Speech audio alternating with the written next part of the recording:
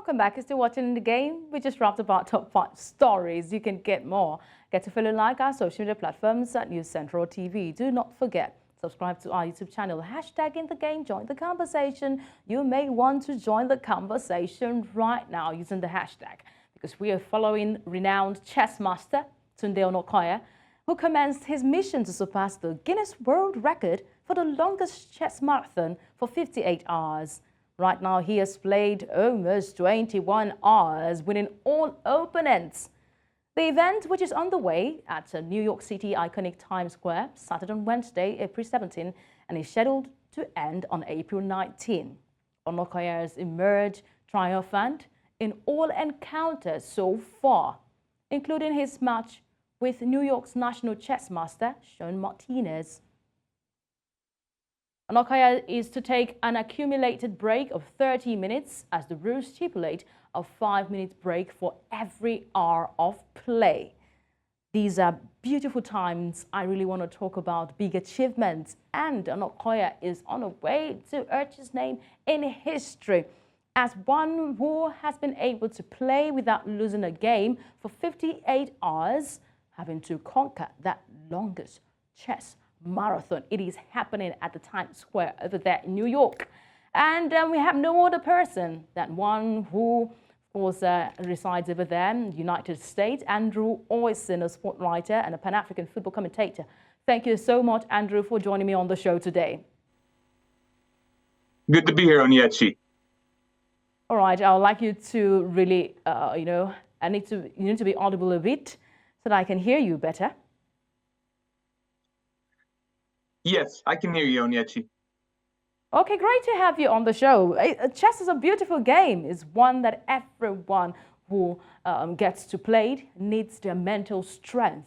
But I'm a bit particular about the choice of the New York City by Tunde Onakoya. Now, New York City is known to be the center of the theater world, and the state chess hustlers have been a staple for Washington Square Park for decades, a long time. So what is the deal with chess players around that area? Well, Onyechi, New York is known traditionally as a hotbed of chess in the United States. Street chess is very popular. It's a real fast-paced game when casual players as well as professional players and more experienced players are playing in New York. It's been kind of immortalized in American popular culture and movies, books. And so this really makes sense as a perfect venue for Tunde Onakoya to try and set his Guinness World Record. Great one. And he's about to beat the 58 hours mark. But with this lengthy hours to conquer this chess marathon, in terms of chess stamina, how does Tunde's feat compare to other notable chess marathoners in the history? Well, Tunde is trying to set a record that was previously set by 2 Norwegian chess players. Yeah. It's certainly playing chess. The conditions of it is that he must continue to win, which really, raises the stakes in this particular chess marathon to bring awareness to his foundation and his effort to really bring chess to a wider audience, particularly in Africa. So, at times he's playing a couple of games at once. So it requires a lot of stamina, really just maximum concentration, because there's going to be plenty of good players that he encounters who are hearing about this event on social media and coming down to challenge him. So, yes, this would certainly be more impressive than the previous record.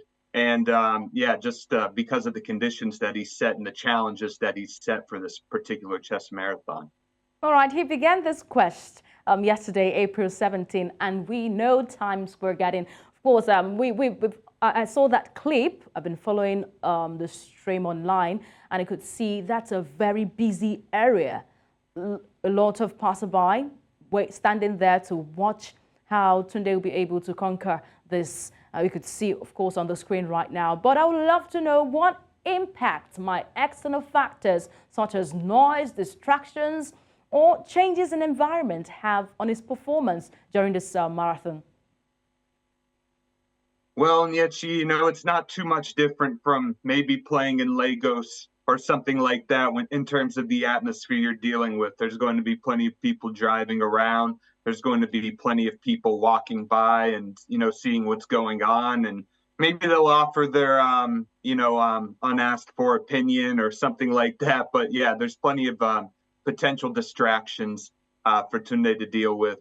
And when it comes to Times Square, it's just a large open space in the middle of New York City. So there's all sorts of sounds and potential distractions for both players who are taking part at any given time. So I think it's really kind of a unique circumstance, unique environment for Tunde to set this record in. And I think it really stays true to the core of chess and the chess experience, where it's primarily played on the streets all over the world and in places like New York. So I think it's very true to the spirit of the game that he's doing it.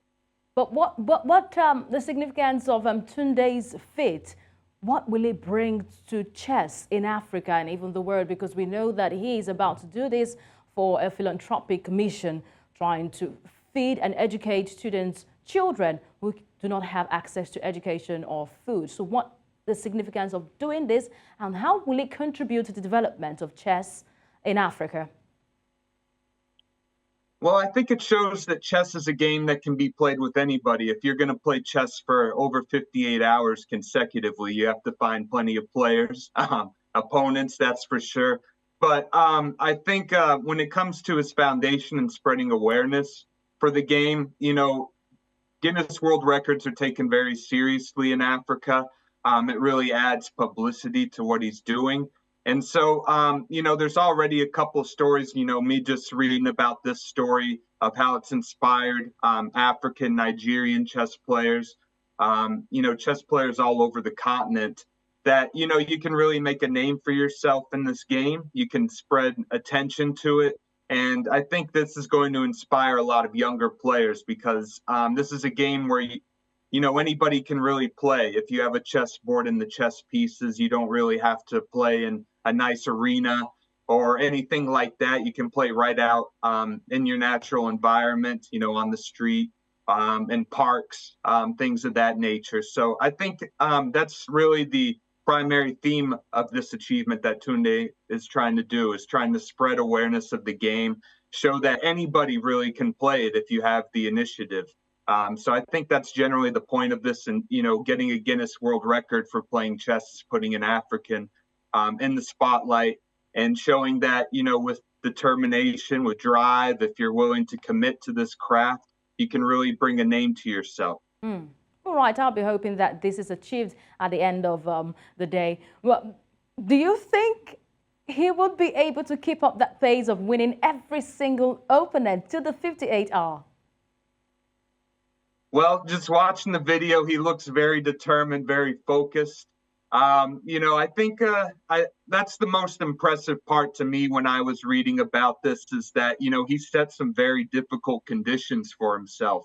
This isn't something where he's just playing with a friend or, casual players. He's playing very talented chess players who are well known. So I think that really makes it even more impressive. And if he's able to do it, it'll be truly an amazing accomplishment. If he can do all of this without losing and playing multiple games at once, he's really putting his talent in chess on display instead of, just something where it's an endurance test. All right, I noticed that he's playing only one opponent, but he was supposed to have like multiple opponents and then win those games simultaneously. But does this really tell us that we're not having more people engage Tunde over there at the Times Square, popularly known as a chess hustler station? Yeah, Onyechi. Many people have been reading about his goals, his intentions to set a world record. It's been very popular on social media, not only in Nigeria, but in the United States as well. So it's inspiring, plenty of very worthy competitors to come out, because, it's an area where there's many chess players, New York City. And so an event like this is bound to attract not only, casual chess players, but players who've won championships, who have quite a record, who've maybe played professionally. Like you mentioned at the beginning, he's playing Chris Martinez. So yeah, this is that's what's going to make it extra challenging for Tunde. But you can just tell he's very focused, and he's determined to keep on winning to fulfill his conditions while also setting the world record. All right. Thank you so much, Andrew, for helping us make sense of this quest by Nigeria, Tunde Onakoya. It's about to do something wonderful, and I can't wait till the 58-hour when he will have broken that record there at the Times Square. I've been speaking to Andrew Oyson, a sport writer and a Pan-African football commentator all the way from United States. Do have a lovely day. Thank you so much. Thank you, Onyechi.